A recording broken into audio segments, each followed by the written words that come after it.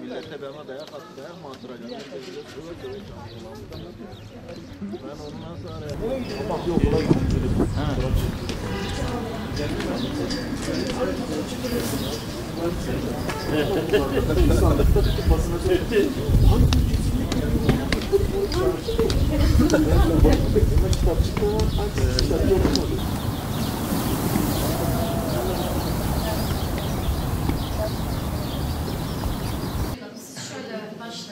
Al teyzeciğim. Bir bekleyelim. Karşıya geçin teyzeciğim. Doluştu. Sağ tarafa. Sağ tarafa. Sağ tarafa teyzeciğim. Oraya bir geçin yanına.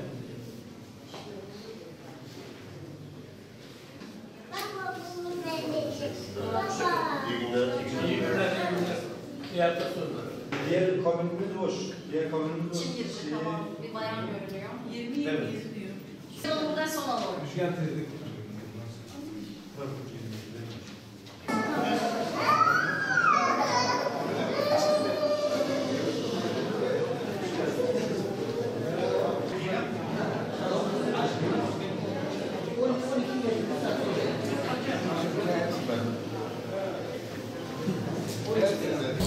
Ya bizim için her zaman olan vatan ve millettir. Biz her zaman sağduyuyla bu oylarımızı kullanıyoruz. Tabii ki de oyumuzu kullanırken içimizden geçen şeylerle bunları yapıyoruz. İnşallah seçtiğimiz, oy verdiğimiz insanlar da vatanımız, milletimiz için, bizim için güzel bir gelecek sunarlar ülkemize. Bu şekilde düşünüyorum. Oyunuzu kullandınız. Efendim? Oyunuzu kullandınız. Evet, oyumu kullandım. İnşallah hayırlısı olur. Ya şehrimiz güzel bir şehir. Ben kendi şehrim adıma konuşursam yapılan şeyler kötü şeyler değil. Ama daha özelli olabilir. Ya mesela eğitim alanında olsun. Mesela yollarımızın yapıldığını söylüyorlar ama bence Gaziantep'in yolları kötü. Yani arabalarımız harap oluyor açıkçası. İyi yollarımız yok. Ne bileyim işte ulaşım biraz daha güzelleştirilebilir. Bu şekilde düşünüyorum yani. Yani daha çok hizmet. Hizmet tabii ki de zaten belediyenin en önemli şeyi hizmettir. Yani sonuçta biz burada hizmet vermeleri için, güzel bir yaşam alanı oluşturmaları için biz oy veriyoruz. Bunu yapmaları, bunu sağlamaları gerek bize. Çünkü biz ya vatandaşız. Vatandaş olarak biz görevlerimizi yerine getiriyoruz. Gerek olsun vergilerimizi ödüyoruz. Gerek olsun yani saygı duyarak, onlara güvenerek oy veriyoruz. Onlar da bu güvenimizi yani karşılıksız bırakmamalılar. Bizi mutlu etmeliler sonuçta. Biz onlara güvenerek bu yola çıkıyoruz. Onlar da sonuna kadar hizmet vermeleri gerekir diye düşünüyorum. Yani biz görevimizi yaptık. Biz görevimizi yaptık. Görev onlarda. Yani bizim mutlu etmeleri lazım ki vatandaş yani sonuçta bakın ekonomik durumu olarak şu an kötü durumdayız. Tamam hani belki evimize ekmeğimizi alıyoruz ama iyi günlerde geçirmiyoruz. Sonuçta zor bir dönemden geçiyoruz. Her şey ateş pahası. Bugün sebze etten pahalı oldu. 50 lira sebze alıyorsun. Hiçbir şey alamıyorsun. Et daha ucuz sebzeye göre. Mesela buna bir çözüm getirebilirler. Ya bunu daha kolaylaştırabilirler. Ekonomimiz güzel diyorlar ama bence güzel değil. Daha güzel bir duruma getirebilirler bunu açıkçası. Elhamdülillah bizim mahallemiz sakin bir mahalle. Rabbime şükürler olsun. Halkla da şu ana kadar güzel bir katılım var. İnşallah sonuna kadar bu böyle devam eder. İnşallah büyük bir katılım olacağını tahmin ediyoruz yani. İnşallah.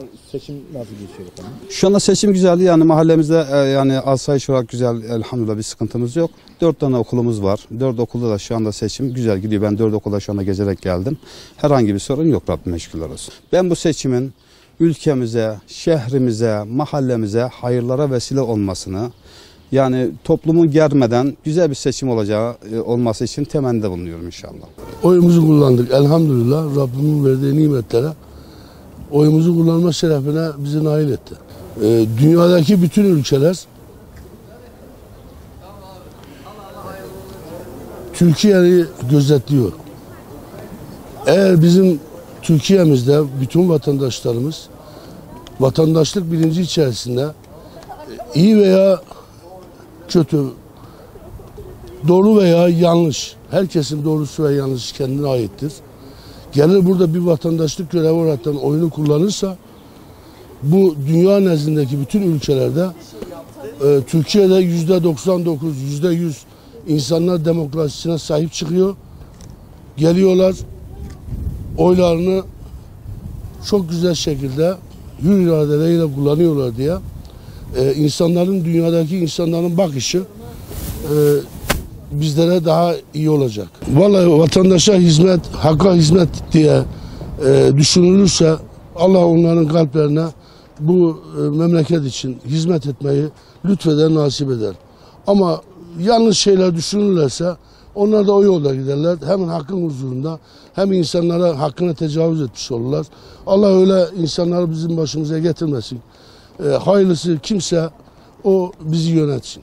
Vallahi duygularım mutluluk, işte başka bir şey yok. Vatana millete hayırlı olmazsa. İlk oyumuzu kullandık. Evet. Oyumu kullandım, işte tercihimi verdim. Yani mutluyum, başka bir şey değil. Vatana millete hayırlısı kimse o olsun. Hizmetleri güzel şu anda. Yani hizmetlere diyecek bir şey yok.